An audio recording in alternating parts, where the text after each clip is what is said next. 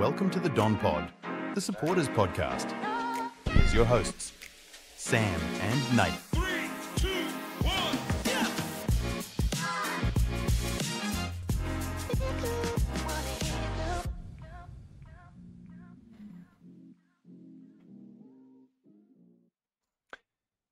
Brad Scott said he wanted effort and intensity, and we got it. Essendon and Collingwood draw on Anzac Day, 12-13-85 apiece, in front of 93,600 people. Two of which were us. Two of which were us. I don't know how to feel. I've been thinking about it for the last 3 days, and I still can't wrap my head around it. Welcome back to the Don Pod. I'm Sam. I'm joined by the illustrious... I've said illustrious before. Take it back.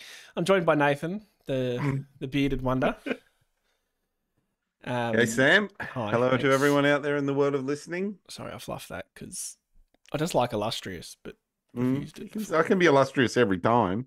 Okay, that's fair enough. A bit boring, but... Yeah, that's fair enough. Strange one.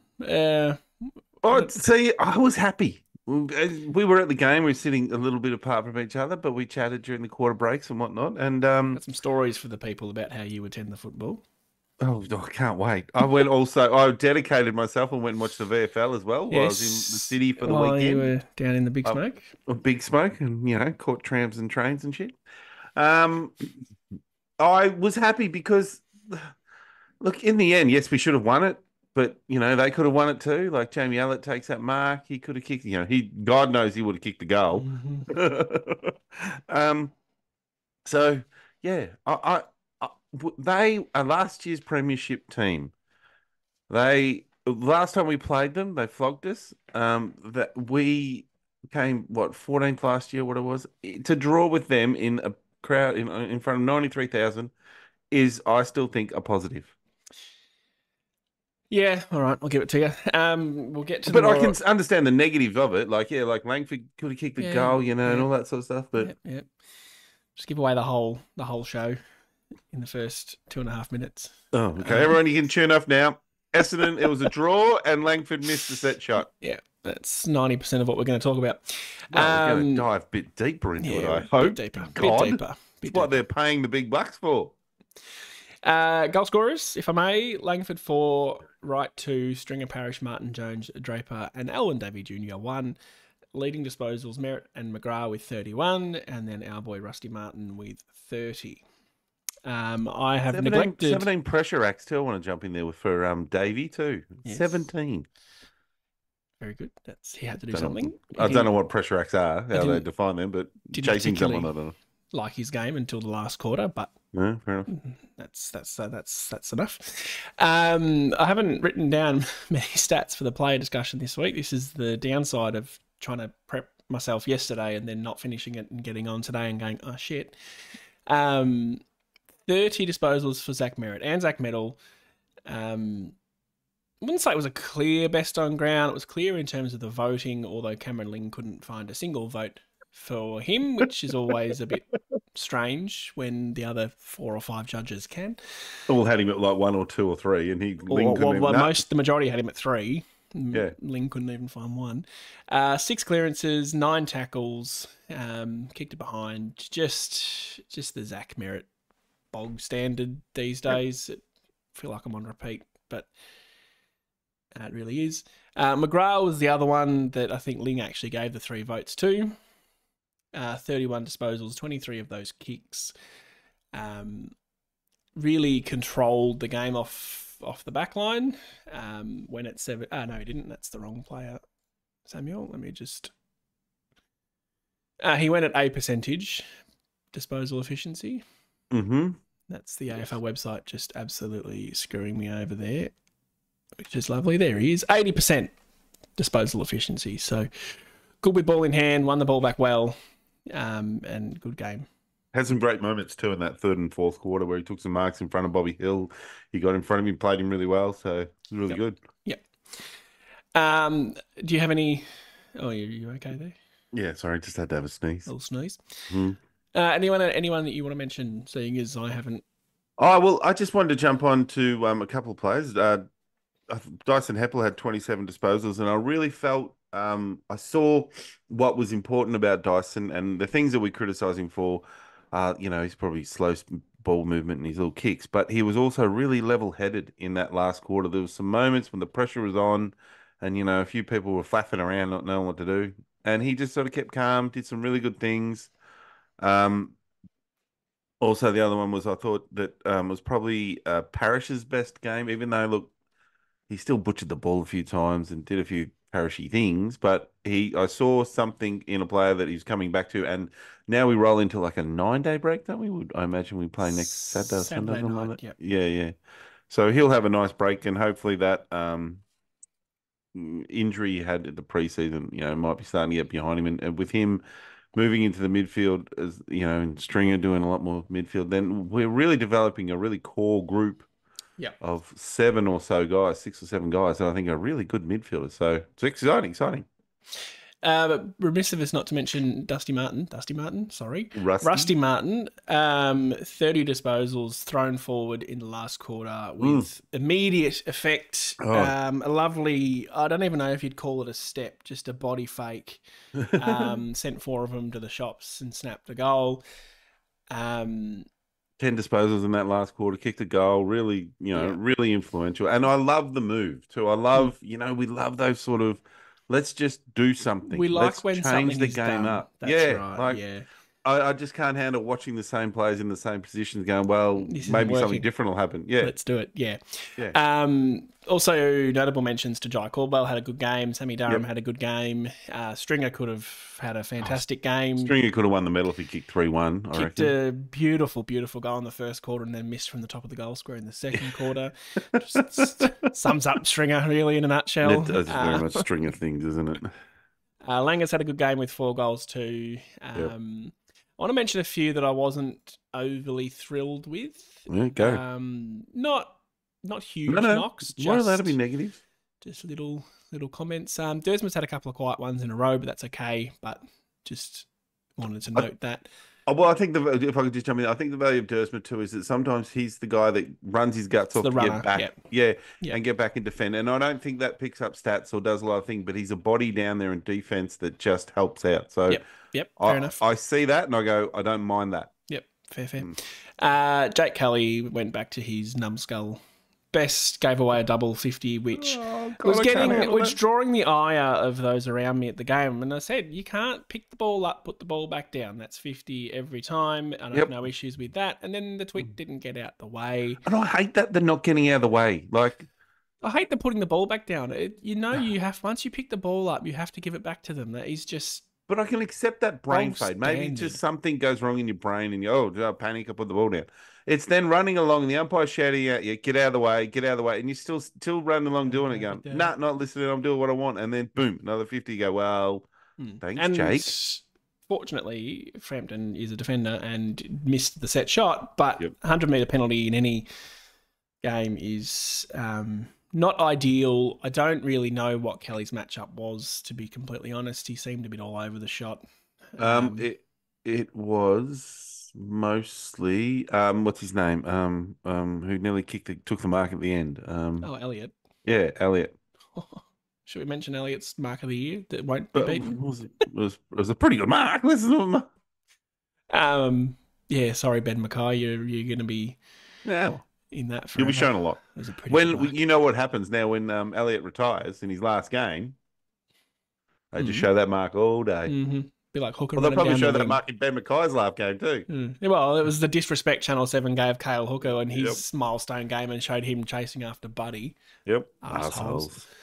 I want to just note Ben Hobbs too. Again, this doesn't faze me in the slightest, but just got caught holding the ball, got caught being indecisive a few times. It's just experience, but I really think he's getting caught out not having an opposite foot. Yep, I agree.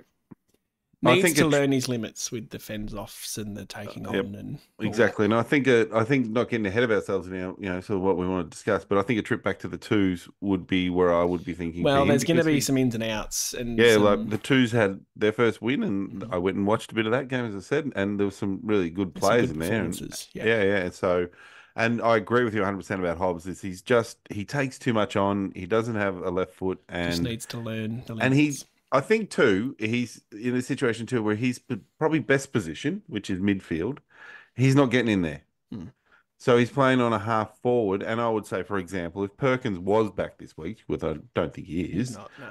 that's the straight swap for me. It's Hobbs out, Perkins in, because it's a much better half forward / midfielder than Hobbs. Definitely. Yeah. Again, I don't have a problem with it. I think in a side where all of a sudden now there is depth, Yeah, it was a pretty poor game of football. What's the things that stand out to you now, isn't it? We've talked about this for a while. It's about improving our list, having those better 3 or 4 guys, improving them so that the bottom 3 are good players, not ordinary players. Yeah. And finally, once again, Jaden Laverde showed me that he battles his heart out, but just isn't up to it. Battles his heart out, but he just gives away free kicks. There was a free kick that I think was it a 50? Oh, or maybe it was, I can't remember now. He was in a marking contest, didn't get close to marking, and just grabbed the guy's arm and pulled him down. Oh, yeah, that was a 50, yeah. Yeah, that was a 50. I'm like, there was no need to do that. And that was just after De Goey, when we were sitting there going, you idiot, De Goey. I mean, Stringer missed the goal, but what did you do that for, you idiot? Yeah, and there was just no need. Like, you'd lost the marking contest. If he's going to play on, he plays on. You need to either keep your feet or accept when you're not going to influence the punch and just get ready to stand behind him and hold, your position. Yeah. He does that a lot. Like, he bumps and pushes. He always on the boundary of giving away free kicks. I reckon when they happen, he seems surprised. Oh, where'd that come from? We've seen that plenty with Essendon players. And I think it was Laverde. I remember one last year where we were like, why are you complaining? It's the most obvious free kick in the world. I reckon it was in the goal square. There was one in the goal square that's exactly the one I'm thinking of. Yeah. That was a clear free kick. Yeah, the one we would question was Ben Mackay running back with the flight. See, I at the time was like, you can't touch him, you can't hit him from front on, but apparently the rule he kept his eye on the ball. As long as your eyes on the ball, which in which case is wrong. Well, like he never turned his eyes off the ball, and he was running back attempting to mark it, not doing anything else. The rule seems to be interpreted as that you can't make the front on contact. But I thought that the rule was if your eyes on the ball. Rule is that you are right, but if that's always been interpreted that any contact front on is if that's the rule, then that's fair enough. Then it was a free kick. But I think the rule is written as if you have your eyes on the ball, you're fine, which I would support. Man is putting his body on the line, running back with the flight of the ball, eyes on the ball. Otherwise, Jonathan Brown's great mark and Rewalt's mark wouldn't count because they were running back with the flight of the ball and they hit someone front on. I think if you win the ball, it's a little bit different. It doesn't matter. Thankfully, no, I'm not going to say that just yet because we're going to talk about that later on. Mm-hmm. Match facts, match stats. Then, see, when I look at these numbers, I think we won the game. Like, I would look at that if you showed me just those numbers. I'd say, 3 or 4 goal win. Plus 79 disposals, and that was 37 kicks and 42 handballs, which adds up. Good. And we were plus 22 contested, which Collingwood have been very good in that area. Plus 2 inside 50s. We were less effective with those inside 50s. 43%. Our average is 45 to Collingwood's 54%, and their average is 50. So they went above average return for their entries inside 50. We went below average for ours. Which tells you a lot. Yep. Plus 6 hitouts, which was then plus 17 clearances, an absolute shellacking. Plus 11 at the centre, plus 6 around the ground, plus 23 marks. We drew level with them for marks inside 50. Minus 17 tackles, but honestly, that is just symbolic of having plus 17 clearances. We were getting first hands on the ball; they were chasing it. And more kicks. I'm okay with that number. They're chasing us. Yep. The one I have issue with, and it was the big talking point before the game, was how we're going to fit in Peter Wright. Me and you sat here last week and really could not work that out. He ended up coming in for Sardis, so we went with that mega tall team. And my issue was, well, what happens in the forward line? 14-2 tackles inside 50 Collingwood's way. So we managed 2 tackles inside our forward 50, which is the downside of having such that tall team. But in saying that, Langford, Stringer, like there are other guys in there. It's not just up to Jones and Peter Wright. No, it's not. But Langford can lay a tackle. It's reflective of it. I haven't looked at Langford's numbers, but did he lay a tackle? 1. Menzies. Menzies didn't play. Sorry, not Menzies. Gresham. Gresham, right? Yep. Gresham and Davey. I don't think Davey. Uh, no. We had I, 5 players not lay a tackle: Laverde, Jones, Hind, Goldstein, and Alan Davey Jr. yeah. The Owen Davey Jr. is disappointing Hmm. because that's really his bread and butter. He should be running down and tackling people. Why are you Agree with there? that. So I Gresham guess when too. you look at those stats, it tells you that we won the clearances, we won the hitouts, we got the ball forward more, but were less effective in when it went in forward. And then we could not hold weren't it able in, to whereas keep it they there. went forward and kicked goals a lot easier. And it was really evident. So, kicked the first 4 goals of the game, went forward again from the centre bounce. They got the ball back and scored. Yep. So they got the ball back across half forward and then half forward. And then it happened again where when we were on a roll in that last quarter, we kicked 2 or 3 in quick succession. And then again, we went forward, they won the ball back, went down the other end and scored. So it was a real we went on the run, which was great. But as soon as we lost that ball to them on that half forward line. Yep. So yeah. And that was like Moore was taking a lot of those marks because our entries weren't quite deep enough. Too shallow. Yeah. Yeah, we're too shallow a lot of the time. And like are these are things that can be fixed, is the positive. And again, we're playing a very good team that was pressuring us up the ground, so we had to take those kicks. Oh, for sure. And for the most part, our clearances were fairly deep. Yep. There was a couple, maybe second quarter, where we did get the centre clearance and we weren't able to convert because it was going 40 out. Yeah. The kick really needs to go 20 to 30 out if you can get the outside run and the more penetrating kick, which I think then is too where you start getting those tackles.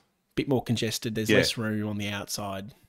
You can start we could see what Collingwood were trying to do. So they were trying to get that ball back at that half forward line. And then kick it pretty quickly over the back because they had the speed of Bobby Hill and the other one we just mentioned, the Elliot? small forward, Elliot. Those sort of guys. Oh, and curly hair. McCreary. The pace of them killed our. Oh, McCreary's unbelievably quick. Well, we had Heppel down there a bit, and I'm really struggling with names today. Kelly, and you could see those two guys when the Collingwood forwards got on the other side they just couldn't catch them. They were just way too quick for them, and that made me really nervous a few times because I watched Heppel get too far forward. I felt when he was on Bobby Brown a couple of times, and I thought, don't be in front of him, be behind him. Who's Bobby Brown? Yep, Bobby Hill. Is that a joke I've just missed? No, that was you just got me it wrong. saying Okay, wrong, sorry, yeah. I thought I was. Bobby Brown would be a good nickname for him. Okay. Go on.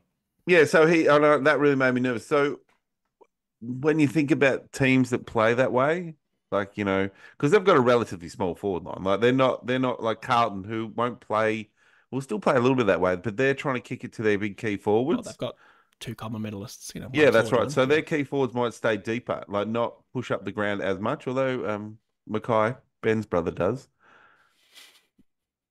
It's brother. I like that. The not so good Mackay, as we like to call him. And we'll also go with Ben is narrowing down on his doubling his win record. Yes. Win-loss. Yeah. Draw doesn't really help that, but still gives him. If you're going by points, he's half. He's never had a draw before, closer, hasn't he? He's first. Well, he's only had 8 wins, so I'm sure there wasn't a draw in there. Yeah, it's actually a reasonable assumption. Fair enough. Just while we're on clearances, so we scored 43-9 in clearances. From clearances. Wow, that is becoming our real strength. Isn't it really is, and I think back to that Melbourne team of 2021 and that run they had in the grand final when they were behind and end of the third quarter was just. That was some of the most incredible football I've ever seen, and it still stands out to me as that. Obviously, what we did Thursday is not comparable to that, but it is dangerous. It is when you can get the ball out of the middle and kick 4 goals in. It was 7.5 minutes had gone of real time, not even match time. It's so damaging, and I know they came back. That's okay. We're still learning a lot of stuff about our team and how they play, but Jesus Christ, that first 7 minutes was incredible. So 7 minutes, we blew the best team away. Yep. Smashed them. And it was fascinating. I did look at the numbers too. Like when you look at between that second quarter when they about caught us, like because we kicked 6-1 or whatever it was or something at the start, and they'd kicked 2-8 They were or pretty much whatever the it was. opposite. Yeah, Yeah. yeah. And then they started kicking straight, and I think they got within about a goal or whatever around the end of the second quarter.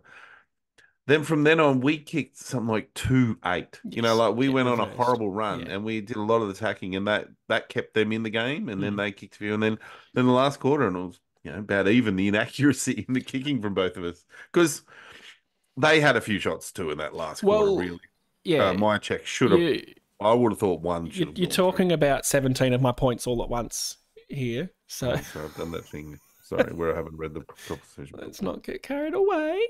Sorry. Anyway, back to you, Sam. 43-9 for clearance scores from clearances. Insane. Collingwood has outscored their opposition by an average of 14 points per game in clearances since round 3. So not when's it only become was good? it a stat they were winning before, we've turned that around and won that number by 34 points. So just insane. And particularly when you look at what they did to Port Adelaide last week, one of the best midfields in the competition with Horn Francis, Rosie, Butters. It's a pretty stacked midfield. Made them look ordinary. So big tick. What hurts me a little bit is they scored 58 points from turnover to our 41. 41's still a good number for us, but 58. And ones like Martin kicking to a stationary bloke in the pocket and they go and kick their first goal of the day. I think that might have been your second. That was in front of us, yeah. You just go, why? It seems so obvious to us in the stands, of course, but there's a Collingwood guy there. You can see him there. Yeah. Just kick it 50 metres down the line. If you turn it over down there, well, at least you get a chance to set up and defend or go to where the numbers are, stoppages, whatever. And I think that's a valid point too, because I felt two things. I felt Collingwood's kick-ins throughout the day really hurt us. Like they moved the ball from a kick-in down to a scoring shot. I don't know the numbers, but it felt like a lot. Did I give you a stat on that? Oh, sorry. I actually have a stat on that. I should. Did I take your point away then? Have I ruined it? No. It's just further down the list. That's okay. No. So rounds 1 to 6, Essendon had not conceded a goal from a kick-in chain. Yes. Which blew my mind in its own right. Yep. Collingwood scored 3 from that source. Yeah. So that kind of went out the window, but that is also symbolic of how Collingwood play.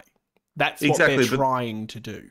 Yep, and I agree with that. But it was also, I think, the way we defended, and that is symbolic too of when the ball was turned over in our forward line, how they could easily just get it back up to their forward line. And I mean, one of their goals from our point or from the defensive kick in, Bobby Hill just did the most ridiculous check side to hit Elliott and I sat there and went, "Oh, all right, that's an unbelievable kick." Like, fair enough.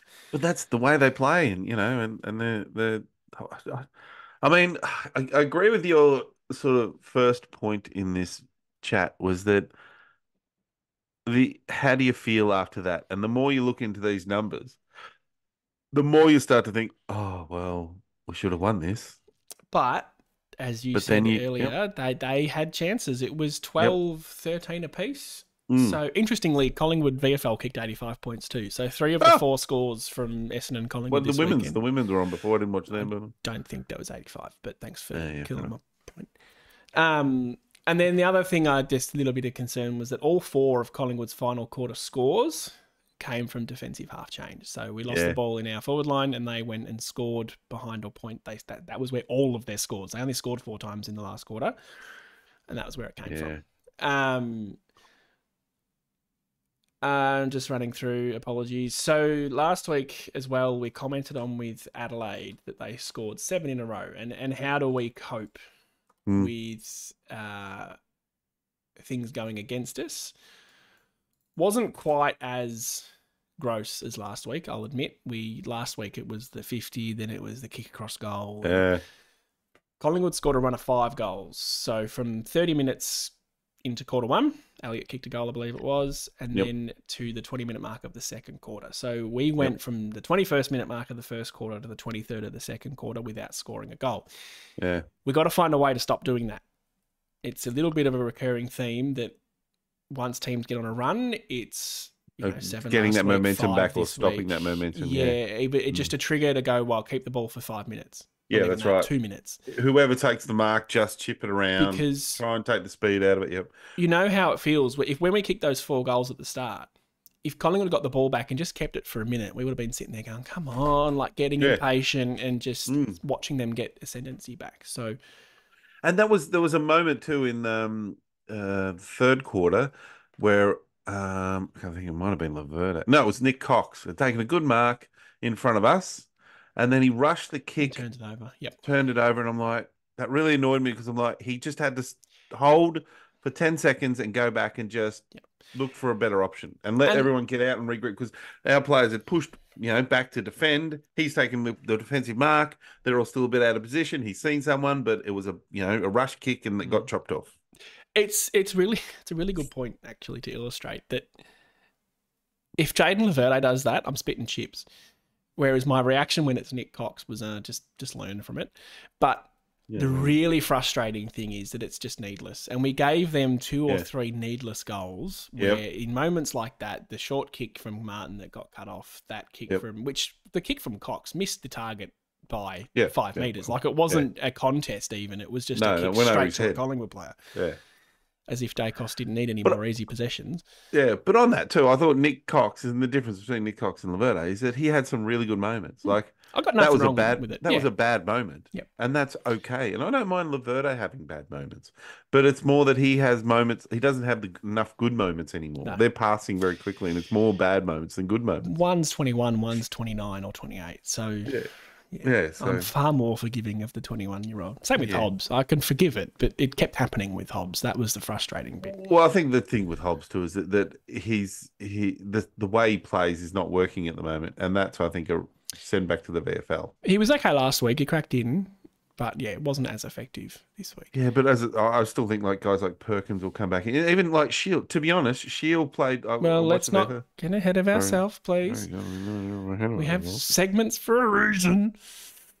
I'm just trying to make the conversation flow, Sam. Well, don't. Leave it to me. You wanted to make a really good point. I think we can move into some positives now because it was a draw. So theoretically, there should be equal amounts positive as things to work on. And I think the feeling was overarchingly positive. Yeah. We feel good about what happened. It's just frustrating because we could have won and there were some things we could have done better. So tell me about your numbers. So my numbers, I was just crunching them. I've just driven back from Melbourne today, and I was just thinking about some things. And one of the thoughts that, like, in the 5 games where we've been really good, like the last 3 and like probably not the 4.5 wins. Yeah. Then we've kept oppositions to around 75 points. So, and that's whereas last year we kept teams to 90 points. So the 75-point mark puts you closer to that. Collingwood won the premiership last year, obviously, with keeping teams to 73 points. So that's one of the things we talked about a few weeks ago, is that what we need to do better, and it was probably after the Port Adelaide and the Sydney games where they got away from us a lot, like 130 points and whatever it was against Port, that we need to keep teams under 80, 85 points, like in a game, 80 points. And that's one of the things that we need to see as an improvement too. And we've seen that in the last 3 weeks, like we're keeping teams at 85 and under. And that's, I think, a really big positive for me that I'm saying, because although we worry about our defence, and with all those things we just talked about with our defence, we've still kept Collingwood to 85 points. Yeah, and that is so symbolic of team defence. Yeah, that's right. And I'm sure Harry Mackay, how far out? Didn't even mean that. Ben Mackay. Another one.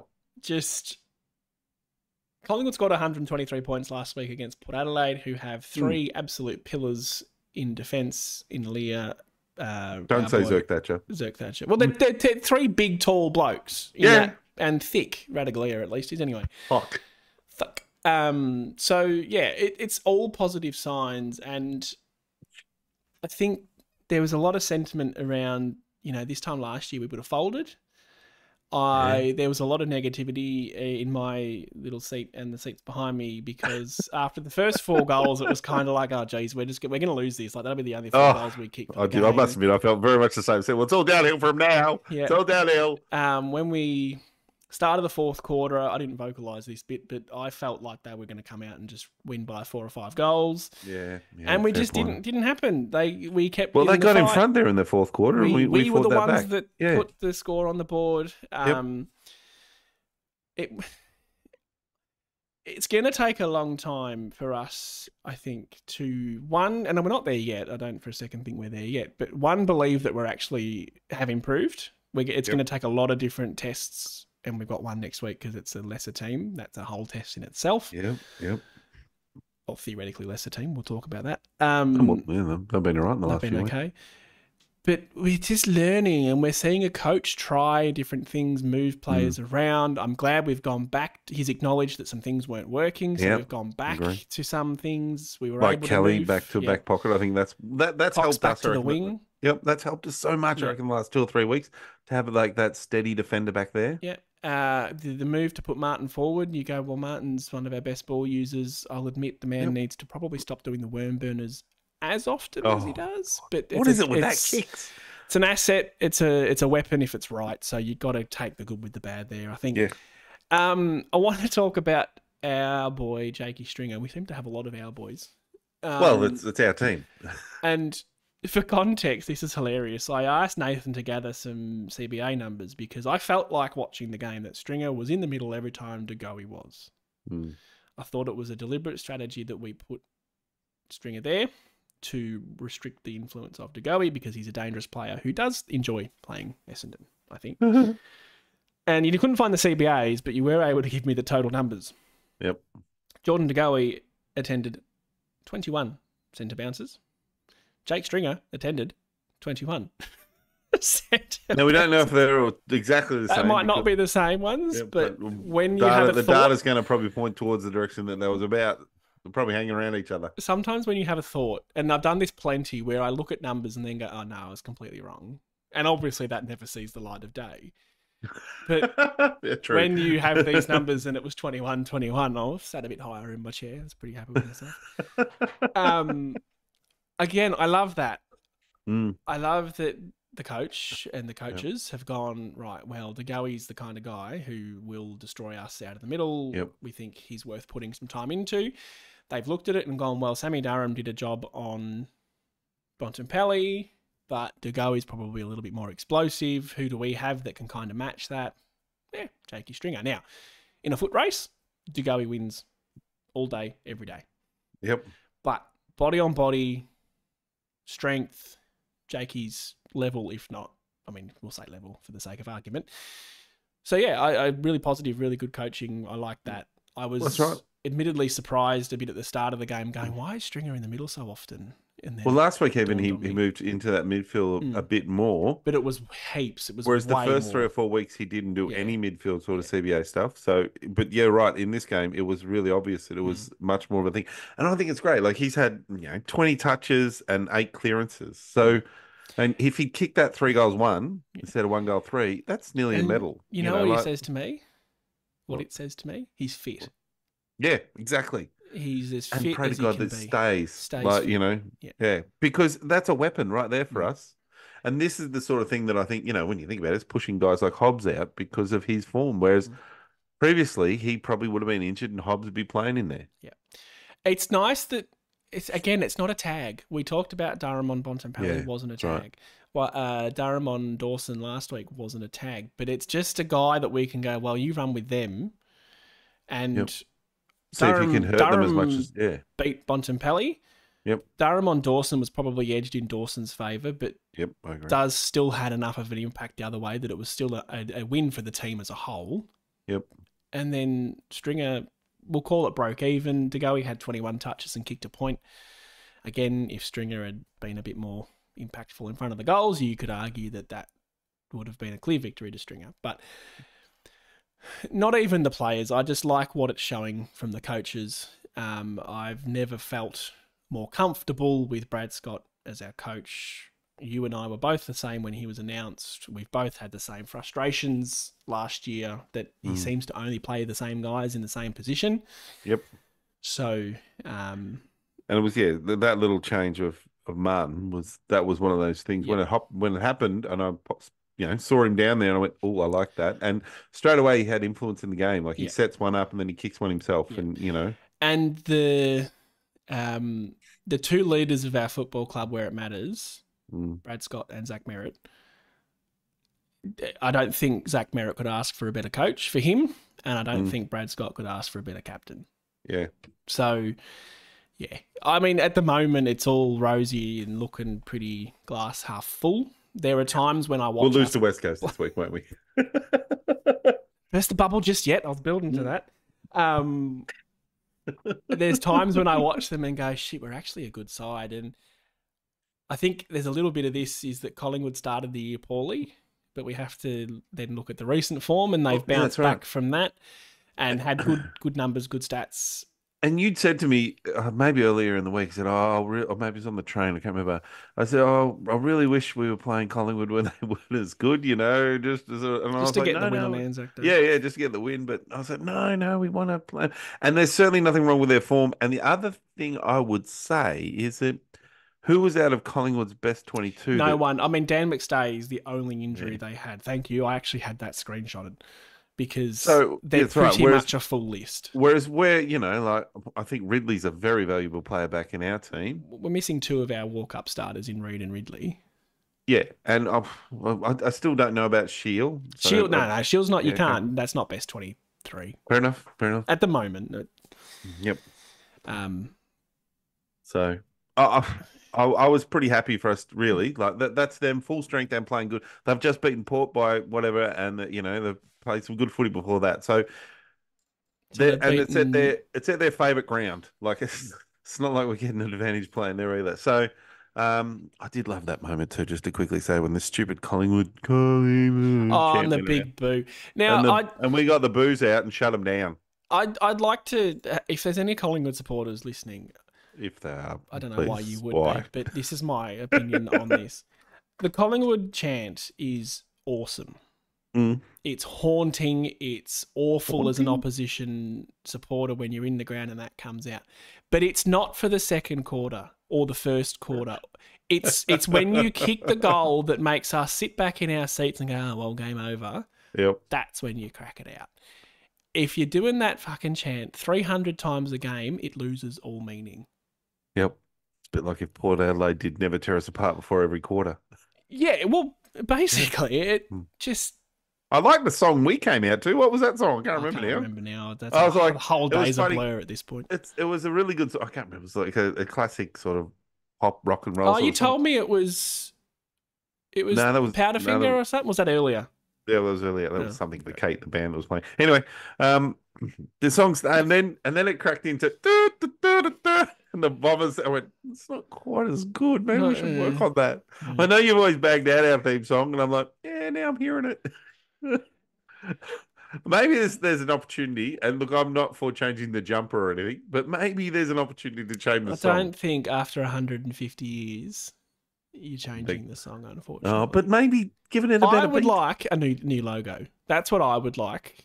I don't like the bomber, like this. We're flying down, and it's quite literally the bombers fly up. So I would like to. Well, it's just a crappy. And you look at it. Why is it grey? We're not grey. Yeah, this is silly. Richmond changed their logo, won a flag. Melbourne changed their logo, won a flag. Collingwood changed their logo, admittedly, won a flag. Brisbane changed their logo, top 4. Wow, Brisbane. Haven't they? When we get on to, and I don't want to go early on this, but around the grounds, I believe they're up for topic. They're a topic. I believe the Western Bulldogs changed their logo. Not sure when. Won a flag. So I change the logo. I'm fully supportive. I mean, I know we have a lot of members who are probably in the older age group that would really be disapproving of that, but move with the times. Last thing I want to mention to you here and ask you the question, and I feel like this is one of those questions where I'm asking you because I want you to ask me. I'll just throw that out there first. And I know what that's like because I do it to you. Yeah, I know, and I don't pick up the cues, so I'll give you a warning. We're men and we're not very good at stuff like that. Communication? No. Extra time has become a hot topic of conversation. What do you think? That's a great question, Sam. What are your thoughts on it? No, you can answer first. I just want you to circle back because I have some pretty strong opinions. No problem with it. I love a draw. I really can't get over this. Oh, we have to have a victory. Why? We love Test cricket when it's a draw. We love a draw in Test cricket because Depending on the circumstances. we have held the Test to a draw, so we get to have a result next game or whatever. It doesn't make it gives you 2 points. We get 2 points. That's 2 points now. Either gets us somewhere or it doesn't because our percentage is so crap and will remain, I imagine, pretty crap all year. That now that 2 points becomes really that'll be either us up above a team or below a team. Yeah. Go. Sam, what do you think? Thank you. We're so close to working that out. I agree with what you're saying that it has an impact at the end of the year because of percentage. So it plays an important part or an important role in our season potentially. What I heard a journalist, it was a lady on, I think, a show with Adam Cooney and someone else. I don't remember her name. Apologies. But she made a very, very good point that the game, Essendon and Collingwood were both trying to win that game. If you had extra time, the last 2 or 3 minutes would be so different, so flat. They'd be flat out trying to score. No, but it would go the other way. They would set up defensively to try and give themselves 5 minutes or 10 minutes to win the game rather than 2. Yeah, I get your so point. I don't like it. I think in finals it makes sense because you can't replay 100%. It next week. Exactly. Logistically. And that's the way it should just be. Like in finals, you need a result because you need to move forward the week. Yep. In the home and away season, it's just the 2 points. You get the 2 points. I mean, it's kind of like saying if you lose, we should give you some, give you some extra time to try and win it. I don't know. It's just that's not the result. The result is a draw. And it's such a unique experience. Yeah. I haven't been to a draw since about 2011 when we drew with Carlton. Can I give I have to. Can I lead into it? Yes, go. Nathan, how many Anzac Day games have you been to? I've been to 2, Sam, in my life. So 2024, and that was a draw? And when one was the in other 1995. And what was the result there, Nathan? This is a draw. Oh, my God. I should have led with that. That was a really cool thing. I forgot all about it. Yeah, I went 2 games I've been to, and I was thinking about that as the siren sounded. I went, oh, I just realised the only other game I went the first year with my dad and some other people, and it was a draw, and I didn't think much of it. It was a big crowd. We were like, wow, that was exciting. We would come from the country, and footy, awesome. I remember eating hot dogs and chips, and then I went to this game. It was a draw, and I don't, as you know, don't get to a lot of games. No. And you went to Essendon West Coast last year, which was what, a 1-point win? Yeah, 1 point. Yeah. Jesus. But that was funny actually because we were traveling around in Melbourne today. We caught up with my wife's sister, and we joked about we should go to an Essendon Geelong game because her dad's Geelong. Mm. I said, oh, last time when I was early courting my wife, we went to a Geelong game with her parents, and Geelong flogged us by fucking like 60 or 70 points. It was horrible. I was swearing. I left at 3/4 time. Like it was. Oh, not and a good impression on the in-laws? It wasn't a great, I don't think, first up sort of. Well, this is interesting because when... Do you want to lead into me at the football? Well, so Martin kicked a goal in the last quarter. I think Langford kicked 2 goals in the last quarter. We're all going off trot, everyone's on their feet. Me and Brian and Dan behind me are basically bloody punching each other in the face. We're so excited. Yeah. I look at Nathan and he's just sort of went down in his seat, arms crossed. Everyone up standing around him. He's just sitting there, not a look on his face, not yelling anything, not speaking, not the faintest bit happy or sad. It was just this beautiful in between. And 3 times I turned around and looked at you, and you had the same expression on your face all 3 times. Do you want to talk about that? Because it's the last quarter of a game. Yep. In a room filled with 93,000 people, and I gave nothing. I gave them nothing. No emotion. Well, and you are an emotional man when it comes to football. I know, and because I was at that when they kicked those goals, I was like, right. Okay, what we've got to set up, we've got to do this, we've got to think about that next step. We're in the game, right? We can win this game. We're in this game. Let's get that next, let's do the next thing that's required. That's as soon as it was going through, I'm like, let's move on to the next thing. Like that's a goal. Boom, put it away. Let's get to the next thing. There aren't many times in our. This is why I would have made a brilliant coach. Well, not emotional. I think I'd make a pretty good coach too, but I'm emotional. I'd make a better coach than player, but that's not saying much. I'd agree with that. Hey, yeah, I can kick. No, I just about can't me, sorry. Oh, right. I was just I can't do much else, but I can kick.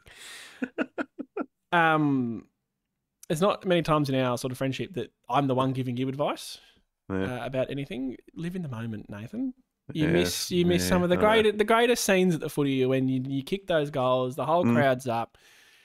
It's a unique experience, and I fucking love it. And you just need to get into it.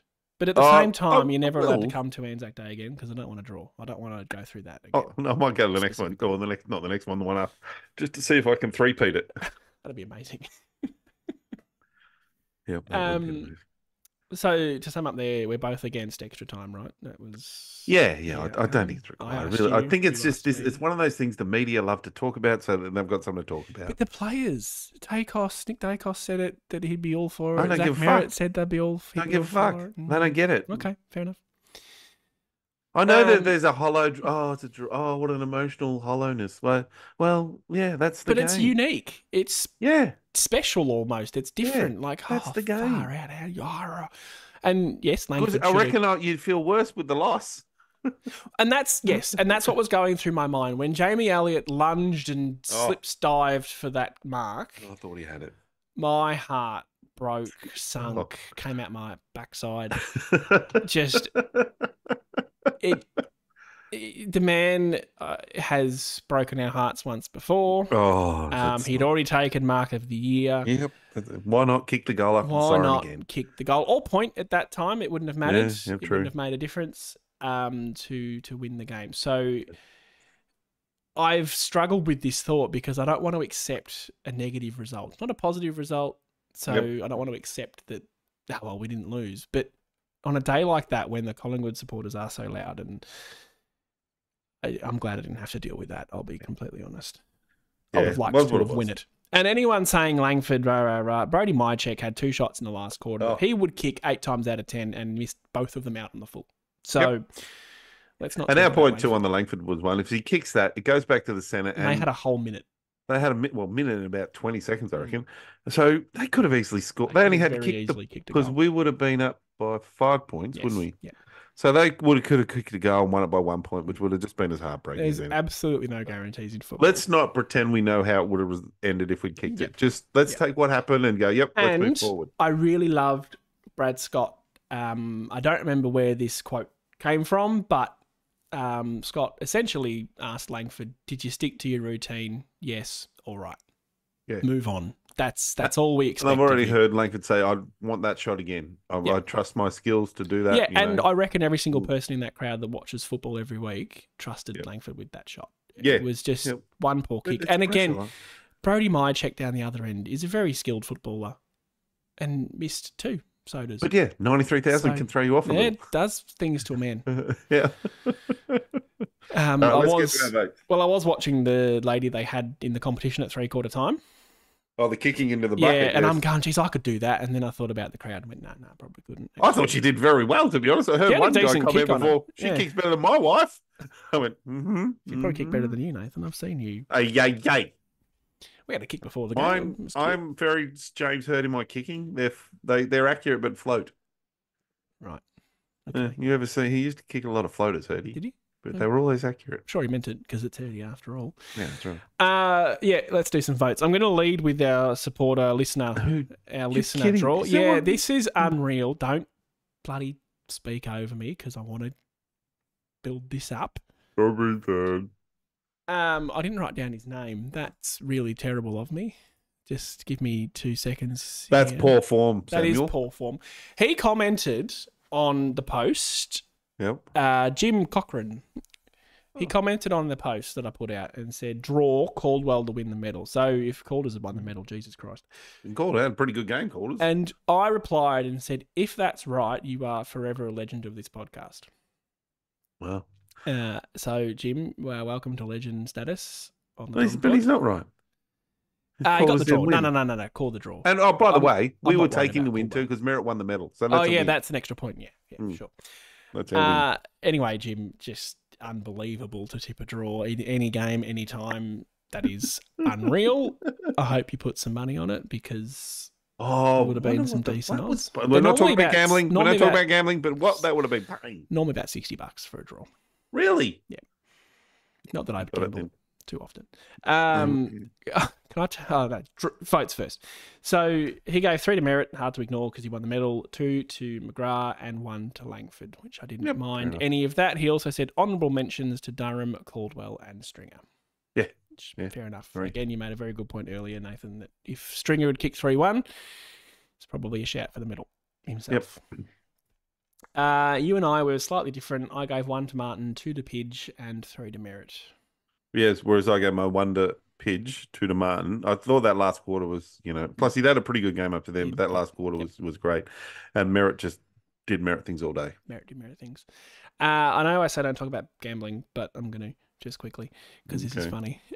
I, being the boomer that I am, was scrolling Facebook the other night and a particular betting site had a promo for new people sign up and you get Collingwood to $8 to win.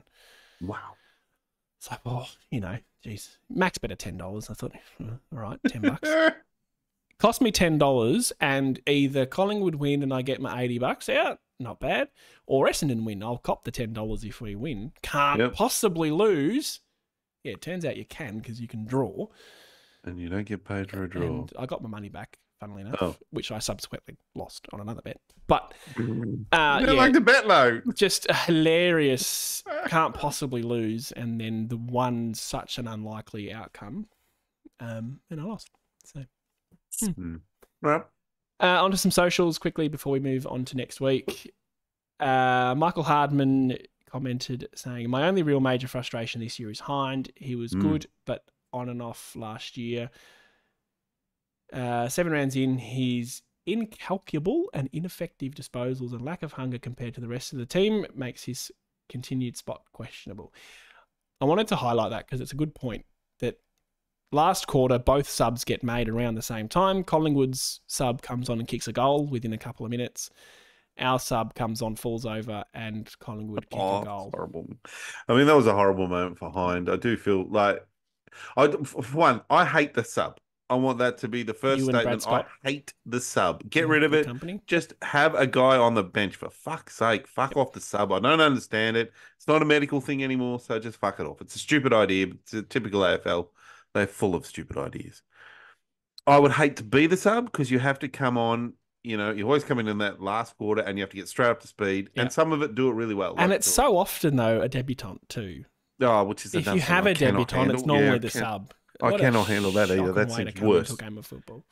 Hind, I feel sorry for him because I think his position is getting slowly squeezed out. And he came on, I thought he played more of a defensive role too. That's probably why he didn't kick a goal. But that slip over moment was just so embarrassing. Like it was just so shit. And he does it. He does it all the time. He runs too fast. But he's not in our best 23. No. So no, I'm going to hold that up for a second. But yeah, just my heart sunk at that point. Lee Heard, not that Heard, Heard, Heard. Bit of a longer comment, so I'll paraphrase some of it. Yep. I think it was a wonderful game. Momentum swings both ways. Shows Essendon's progress. Everyone in the media, football commentary expected Collingwood just to romp home. Quote, the Pies are back, baby, Jimmy Bartell proclaimed this week. A lot of the media had us 1-6 after round 7. Yeah, yep, 100%. With 1 interstate tick, challenged Collingwood on Anzac Day tick. Essendon is a team building towards something greater. 100%. We are 4-2 in a draw in 7 rounds, and we've played 3, 4 interstate. We've gone to Adelaide twice, Sydney, and I feel like there's one more. And we play West Coast in Perth this week. Yeah. So. Like I agree. And we played teams like St Kilda, Collingwood, St Kilda, Bulldogs, Adelaide, which we all thought were, that 6 to 8, 9, 10 teams, and we seem to have beaten them all. And we hit Adelaide coming into form as well. Yeah, that's right. And St Kilda, I don't know what's going on with them. I see they had another loss. They're in trouble.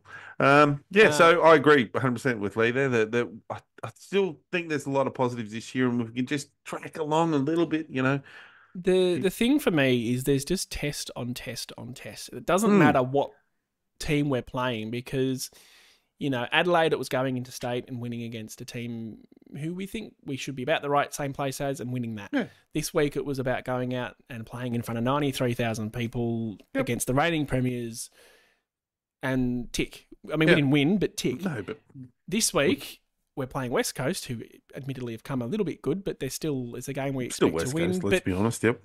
We're a team that plays to the level of our opposition. So can these we are the ones we continue lose. To play our own game? Yep. It'll be the same when we play North Melbourne. Yep. Can we just play our game of football, our brand, and win comfortably, like not so much West Coast now, but North, like every other team does. Every other team comes up against them and wins by 50. Adelaide had them flogged at three-quarter time and sort of shut the doors and went to sleep a little bit in the last quarter and let them kick a few. Yeah, because they're like, who cares? Yeah. It's this whole year is test on test. Come later in the year, if we're in a position to make finals, it's going to be about that fade out. Yeah. Can we avoid getting flogged late in the year? At the end of the year, like we have done before. And then if by some miracle we do make a final, well, then obviously it turns to can we? Yeah, well, let's not get too far about it. No, I know, but I'm just saying that there's going to be these I get your points, continued tests through the year before we believe that we have actually made significant inroads as a good football team. Last comment by Kurt Knowles. Shannon Knowles. I was going to say it sounds like a pop star kind of name, Kurt Knowles. Looking forward to some better options coming back from injury. So much talent to come back in. Shield, Guelphy, Reid, Ridley, Perkins, Setterfield, Baldwin, plus a couple pushing out from the VFL in Hayes and Caddy. We should be feeling extremely dangerous that we are winning and drawing with the current premiers with so many key players out. Yep. I wanted to use that brilliant comment as a segue. Yep. Love him. Thanks, Kurt. Into next week and the VFL. Yep. If you want to be featured in the podcast, all you have to do is give me a segue and I will pick your comment. So, pro tip. Next week, as we've touched on already, West Coast on Saturday night in Perth. Harley Reid will come back into that side. They have lost to Gold Coast today by 37 points. Yep. We're in it early, but they kicked the first 3 or 4 or something like that, I think. Yeah, and then got overrun. So, to highlight some of the key performances in the VFL, and I'll get your intake a bit better because you witnessed half of it at least. Sardis, 39 touches for Sardis.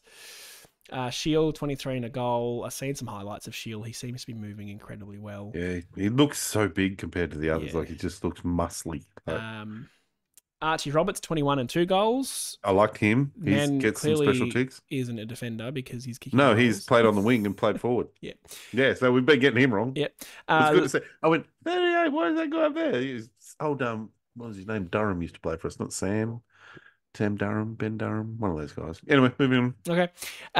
Lewis Hayes, 19 disposals and 4 marks. Quite output from him, really. And Nick Bryan, 18 disposals and 36 hit-outs. I reckon it was more than that. You sure about that? That's off the app I use every week, yes. Because I had a look somewhere and it was like, I thought it was 42 to 12 hit-outs.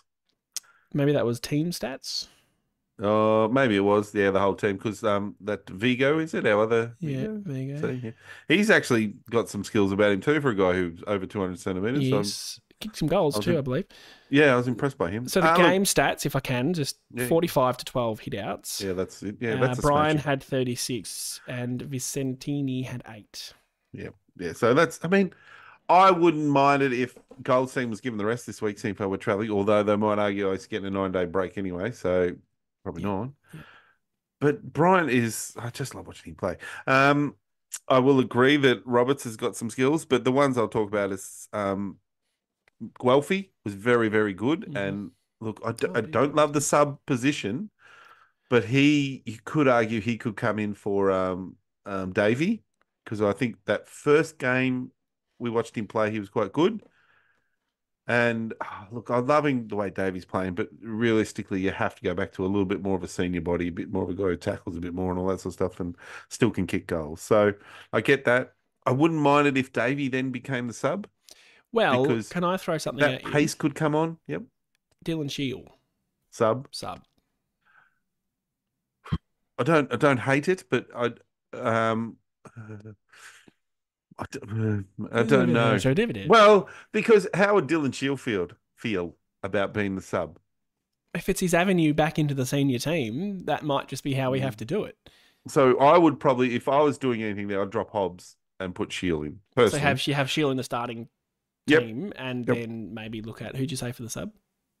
Well, I liked, say, if you put Guelphy into the team and Davey Jr. as the sub. Yep. And then Hine gets pushed out altogether.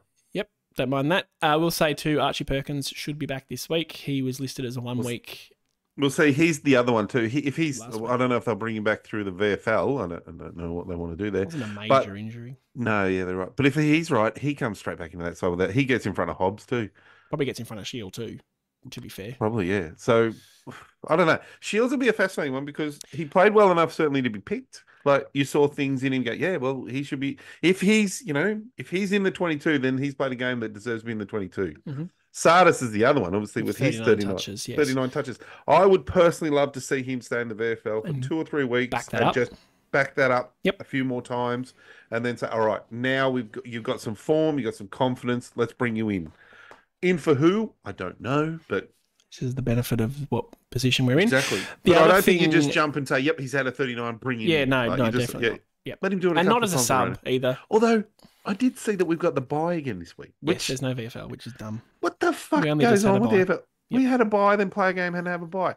AFL, fix that shit up because it's fucked. And by the way, I want to just have a quick rant. I went to Victoria Park. Motherfuckers.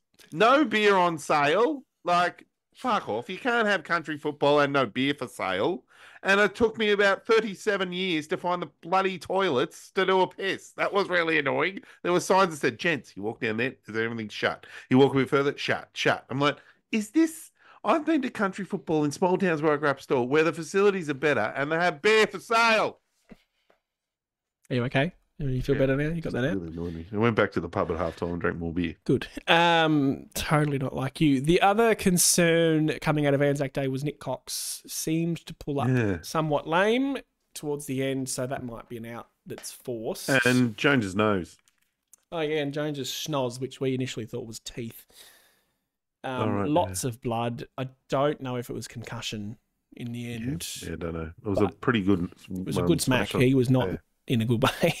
I think it was Stringer's head, wasn't it? Yeah, Stringer had blood on his head. Yeah. After it. Yeah, nasty. Although I thought it was to Collingwood. Anyway, doesn't matter. No. I don't want to dive too much into teams this week. Doesn't really... I think there's too many variables this week and we don't know enough about what's happening with Cox at the moment. Yeah. I wouldn't be against Shield as the sub. I can see the logic in what you've said that Shield comes in and then you maybe push Davey Jr. to a sub and then that gets Hind out completely. I don't mind that either. I'm a big fan of what you're saying about Sardis to leave him there and just get 2 or 3 games of that 30 touches mark if that's the role he's playing and then maybe bring him in or bring him in sooner if we need to. Yeah, if there's an injury, then definitely. But I just want him to do that a few more times. Form. Yeah.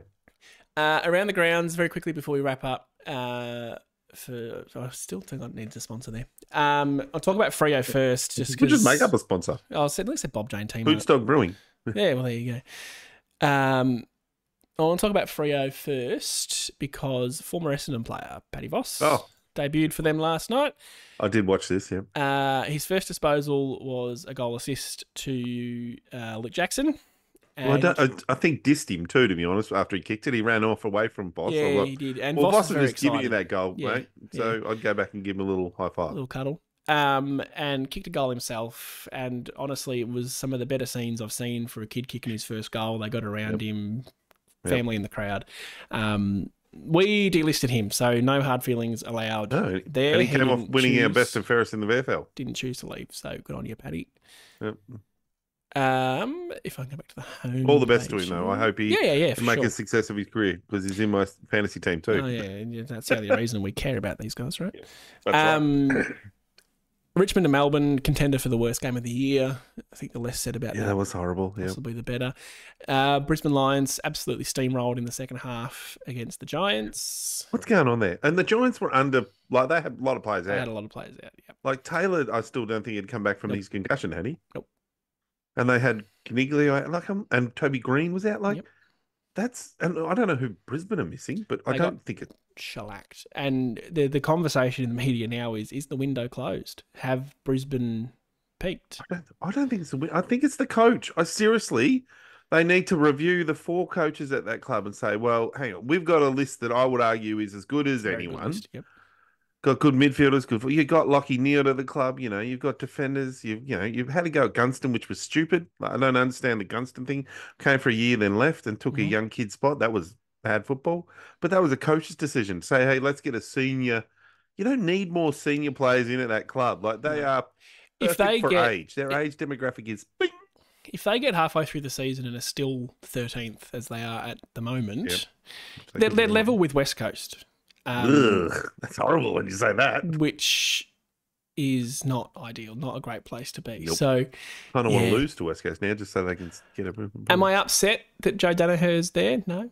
No. It makes me content with the world. Did I want them to win the grand final last year? Yes. But for different reasons. I pray to God that there's a world where we get to a grand final and win it before Brisbane. Yeah, feels like that's going to be a little bit ahead of it. Yeah, fair enough.